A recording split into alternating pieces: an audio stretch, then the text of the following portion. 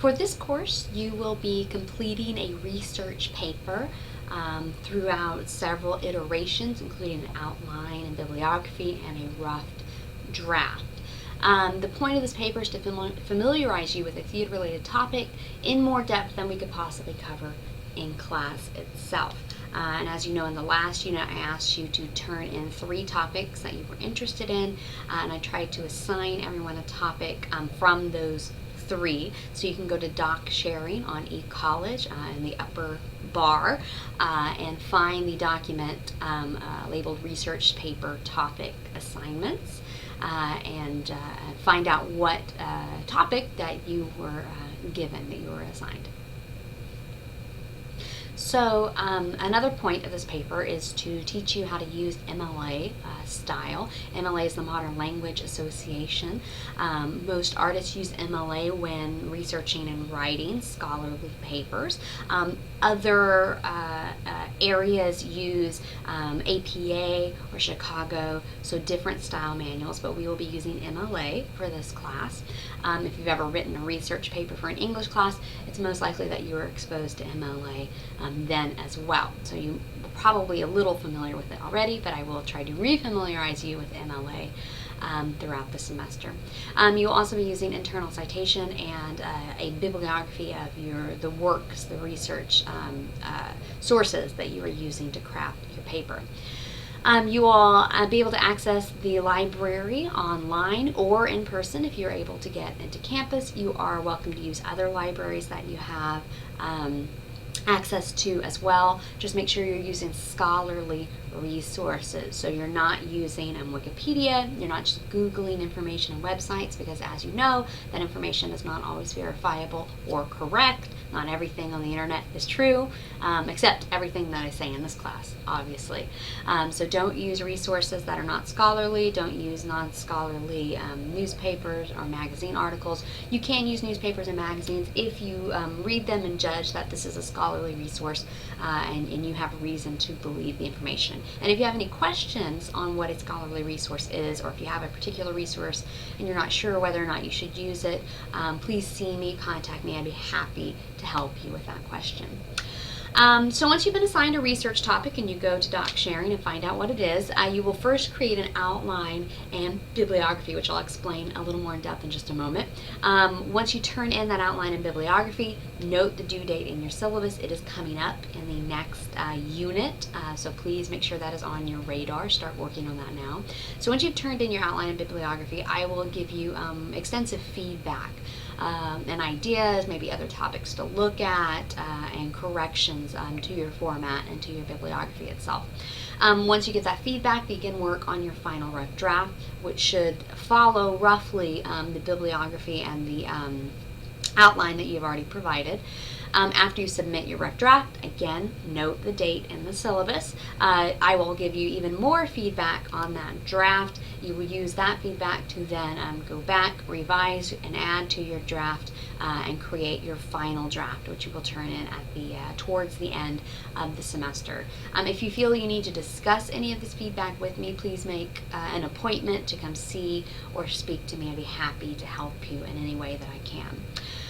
As I said, please use this feedback to craft the best final draft of your paper that you possibly can.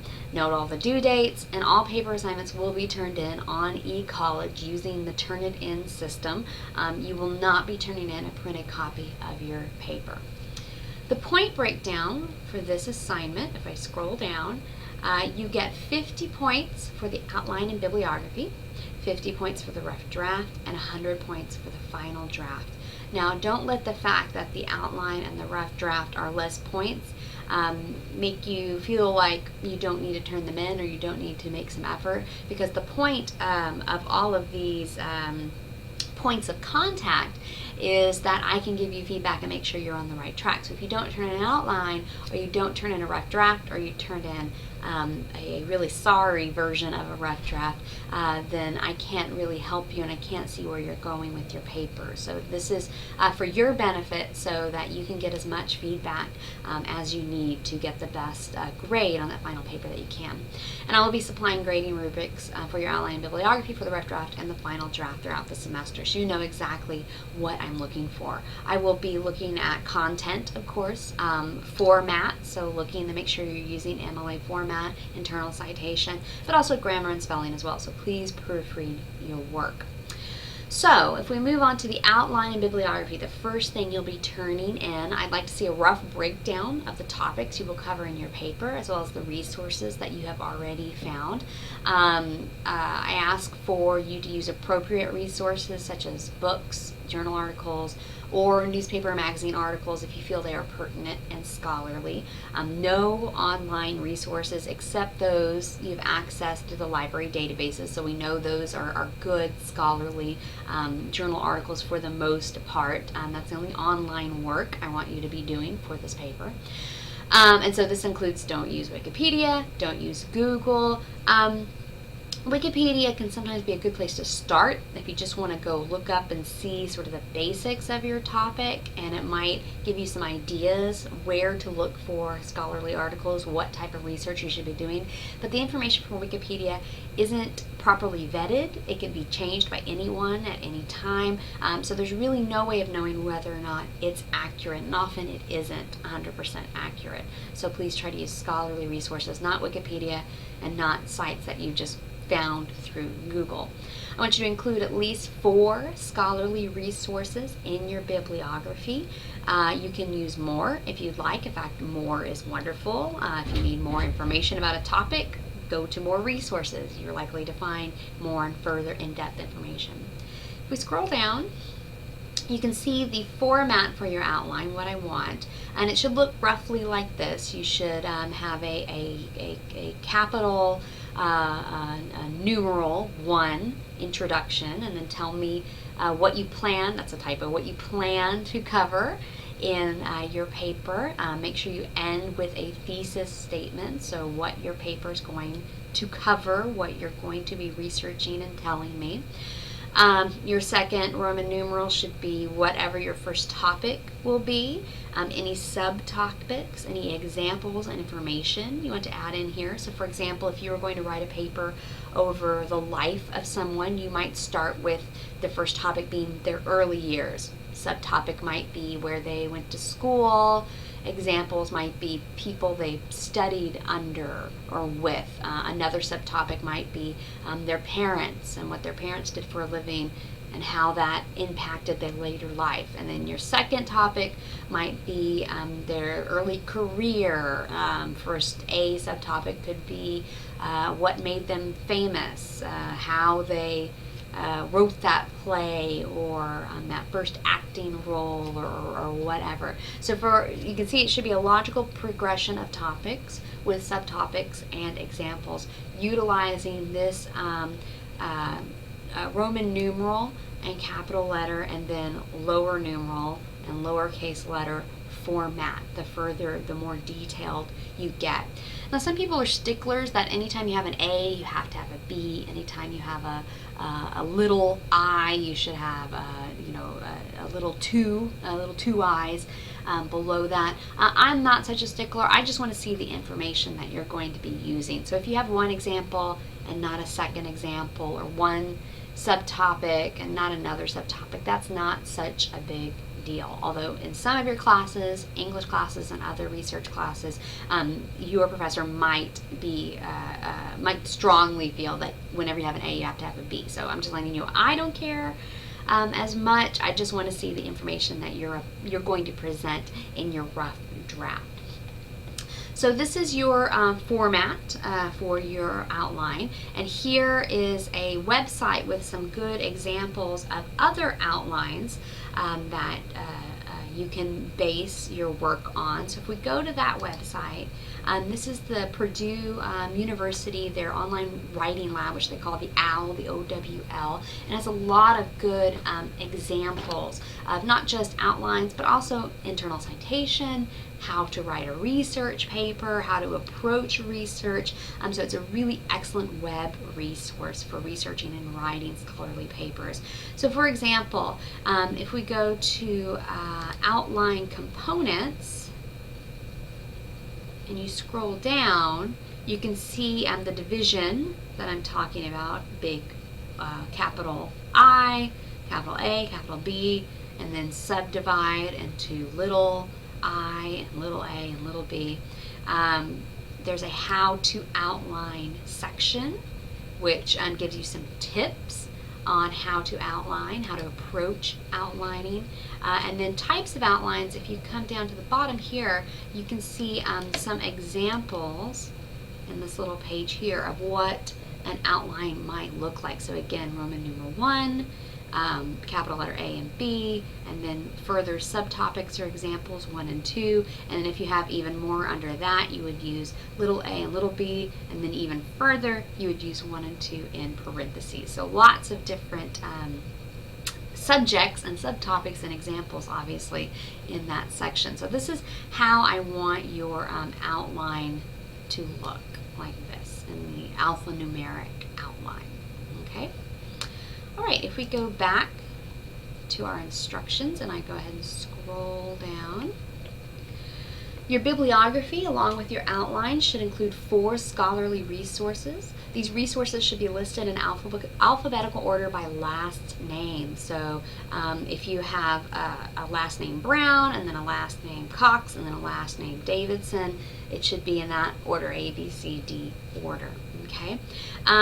The way you format your bibliography depends on the type of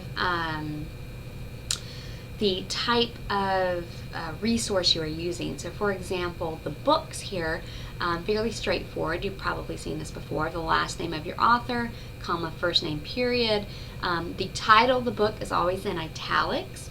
The city where it was published, and if you look at the beginning of any book, I'll take your textbook for an example, you should be able to find that information either on this front leaf page. So Edwin Wilson, the title of the book, The Theater Experience, the city of publication. In this case, if we go to the second page, let me see if I can find it. Sometimes you have to search a little bit. Was in New York, so New York City. Colon, the publisher's name, which is McGraw-Hill, and then the year of publication. In this case, it is 2011. So you have to kind of read through this information here and parse it out, find out the different points that you should be including in your bibliography. Notice that the second line is indented, and that is always true for bibliographies. The first line of each entry is all the way over on the the left-hand side, and then you indent each line of each entry after that. For the next entry, you begin again over on the left-hand side, indent, and then begin again on the left-hand side for the third entry. Okay, and remember, you're going in alphabetical order. You can see for magazines and newspapers, it's slightly different. For electronic journals, it's even more different. And if you go to this web page right here, another Purdue OWL web page, you can see some of the basic formatting rules. If you go to books, you're given examples here of what it should look like. Books with one author, book with more than one author, 2 or more books by the same author, an edition of a book if you're using a particular edition. So for example, this is the 12th edition. You might want to include that information because it would be slightly different from the 10th edition or the 9th edition or anything that's come before it. Anthologies, you keep scrolling down, lots of different examples. So if you have a work and you're not sure how to cite it, come to this website, the Purdue OWL, go to the works cited section here, and it will definitely help you find out how to cite your different sources. Periodicals here as well, so magazines, newspapers, journal articles, and then electronic sources as well. So if you are using a journal article from an online database, if you scroll, not that far, here we go. If you scroll here, here are some examples of what that should look like. An article from an online database. So if you go to the library, you use one of the databases, this would be an excellent resource on how to format that in your bibliography. Incidentally, if we go to the library website here, I want you to notice a few things. One, beginning this fall, they are now open 24 hours a day from 2 p.m. Sunday to 8 p.m. Friday, but not on the weekends. They're open on the weekends, but not 24 hours. So that's wonderful. So anytime you need to go on campus and see them, or you need to contact a librarian for help, you can reach out and get that help. Find an information tab up here at the top is going to be very important for you. The book catalog if you're looking for a specific book, and then also if you're looking for a journal or a periodical, there's that here. And then if you want to find a particular database, go to search. Find a database, go to search by title or subject. If you go down here to subject and scroll down, performing arts including theater will take you to the databases that are particular to our subject. Academic Search Complete is an excellent resource to find online resources for your research paper. Now if we go back to our instructions and scroll down. So after you've turned in your outline and bibliography, I will give you feedback, suggestions, and then I want you to start working on your rough draft. Again, go to the syllabus, note the due date, make sure you do not miss it. Your rough draft should roughly follow your outline, although you can deviate some, because as you start writing, you might find, okay, I need to move this over here, or I need to talk about this more. I understand that happens. That's good. That shows that you're evolving your concept and your research and really getting into it. So your rough draft should roughly follow your outline, but you can deviate if you found a better way to present the information you have found. Your rough draft should be at least 2 pages long. The final draft will be at least 4. If you want to go over 2 pages, that is wonderful. Your final shouldn't go much over 4 pages. Those are 4, 5, 6, much beyond 6, and you're really getting long-winded for your subject. So we want it to be at least 4 full pages. But don't go too much over that. And your rough draft should use internal citation like you will use in your final paper. Internal citation means that you will be internally referencing and telling you where your information is coming from. So every piece of information that's not generally known, that you didn't know before, you found it in a book or in an article, you had to look it up and find it out, must be cited. So if it's information that's not generally known, you must internally cite it. If you do not internally cite information, that is plagiarism. Plagiarism will result in an automatic F for the assignment and possibly for the course. So do not be caught plagiarizing either purposefully or unintentionally, as in forgetting to cite, because that is a really big no-no in academia. Internal citation should be in the following format. So if we scroll down a little bit, so for example, if you find some information and you want to summarize it and put it into your own words, which I encourage you to do, that's the best type, to take information and put it into your own words. You're not just regurgitating other people's information, but you're thinking about it and explaining it to your audience, to your reader. So for example here, Shakespeare had a successful London acting career from 1585 to 1592, where he was a part owner of the Lord Chamberlain's men. Now that's probably something you didn't know. You got that from somewhere else. So internally within the sentence before the period, notice the punctuation comes afterwards, you're going to tell me the author's name and then the page number this came from, if it is a book. If it's not a book and there's no pages, if it's for perhaps an online article, again a scholarly online article that doesn't happen to have pages, you can use the paragraph number. Just count down and find out what paragraph that information came from, or what paragraphs if it's multiple paragraphs. So the author's name followed by the page or the paragraph number.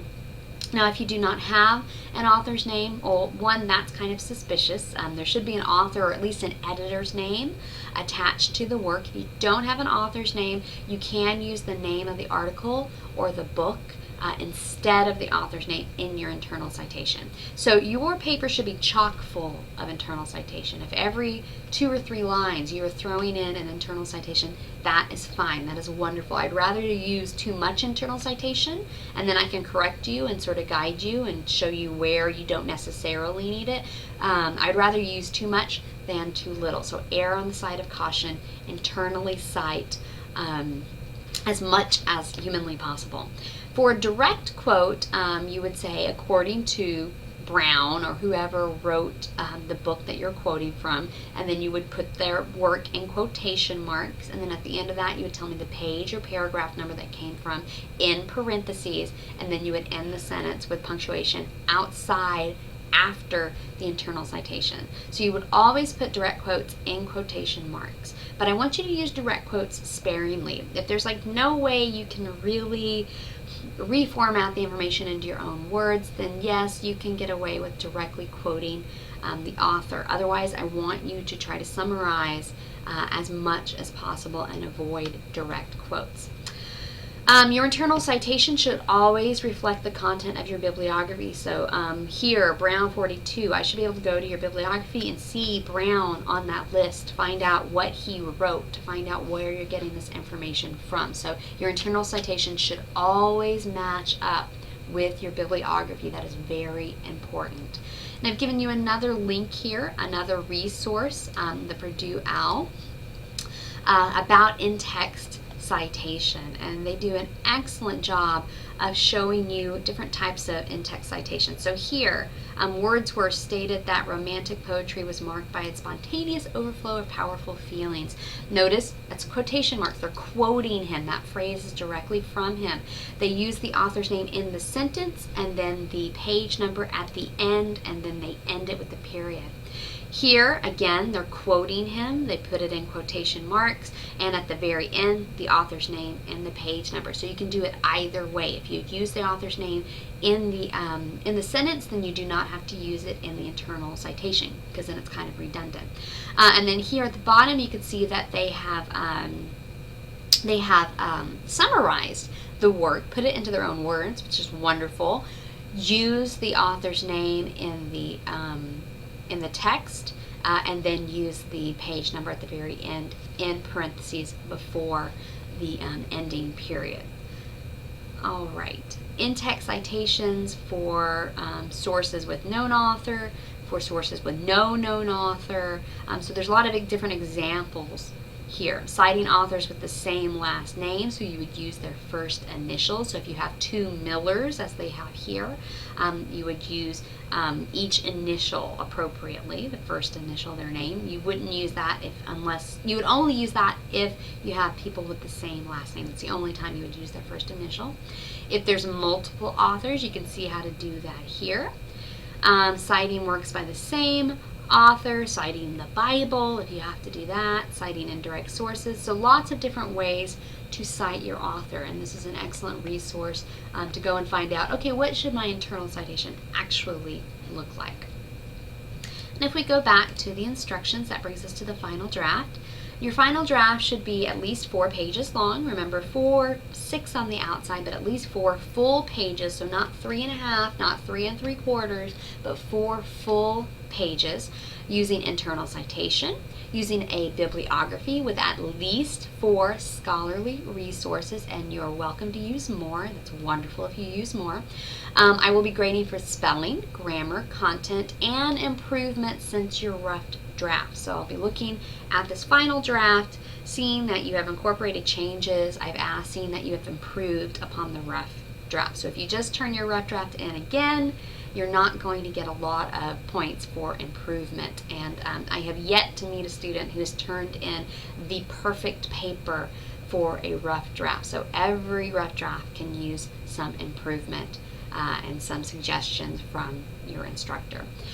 Notice that all of these assignments are to be in Times New Roman font, which is a regular font to use in academia. It's nice and easy to read. 12-point size, so again, not too big, not too small, with no more than 1-inch margins all the way around. So no large bottom margins, no large side margins. Make sure you are set to 1 inch. And if I see that you're using larger than 1 inch, I will make a note of it on your rough draft and warn you to make it smaller so you don't lose points in your final draft.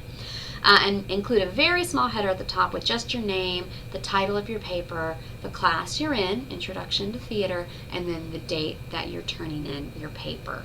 So you don't need a title page, you don't need a lot of extraneous information. I want this to be a very small header at the top of your first page only. Okay, and if you want to paginate, if you want to add page numbers into your paper, you're welcome to do that. So your research paper, you'll be turning in an outline and bibliography. You will be turning in a rough draft, and then towards the end of the semester, you will be turning in your final paper. You will be using eCollege to turn out all of these. You will be turning it in eCollege using the Turn It In system, which checks your paper for originality and make sure you're not plagiarizing and you're not using resources that you shouldn't be using. For example, copying and pasting parts of somebody else's paper without citing it or without putting it in quotation marks is a huge no-no in academia, and that will definitely give you an F on the paper, if not an F in the class. So I do not tolerate academic dishonesty. So if in the back of your mind is even crossed your mind to go online, find an essay, copy and paste parts of it, move it around so it's not easily distinguishable from the original, Turn It In will catch it. And if Turn It In doesn't catch it, I will catch it, because believe me, a really well-crafted essay written by a professional sounds a lot different than a college essay from my students. So please do not plagiarize. Don't even be tempted to plagiarize. You will be caught. You will receive an F for the assignment and perhaps an F for the class if I deem it warranted. That being said, if you have any questions as you're working, please come see me, drop me an email, give me a call. I'd be happy to set up an online chat with you, whatever way we can get together and I can give you some help and guidance on this assignment. I would be happy to do that. So best of luck with your paper. I look forward to reading your outlines and bibliographies here in just a couple of short weeks.